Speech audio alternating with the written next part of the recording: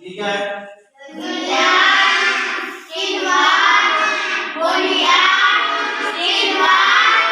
ان چاروں حرفوں میں سے قاعدہ کون سا ہوگا؟ ادغام ہوگا؟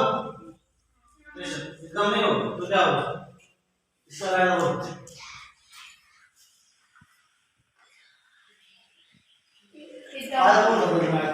یہ چاروں لفظ جو ہے قرآن میں 4 جگہ ہے. پہلا جو ہے سورہ آل عمران میں یہ وما كان لنفس أن تموت إلا بإذن الله كتابا مؤجلا ومن يرد ثواب الدنيا نؤته منها. یہ پہلا لفظ ہے دنیا. دوسری آیت والا نمبر ہے یہ سورہ الانعام، اس کی آیت نمبر ہے 98. اس میں ہے وَمِنَ النَّخْلِ مِن طَلْعِهَا قِنْوَانٌ دَانِيَةٌ. یہ قنوان کا لفظ ہے.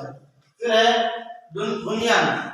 بنیان کا لفظ یہ ہے لا يزال بنيانهم الذي بنوا ريبة في قلوبهم إلا أن تقطع قلوبهم والله عليم حكيم. یہ سورہ توبہ ہے آیت نمبر 199. چوتھا لفظ ہے سنوان. یہ سورہ رعد ہے اور آیت نمبر 4 ہے. وفي الأرض قطع متجاورات وجنات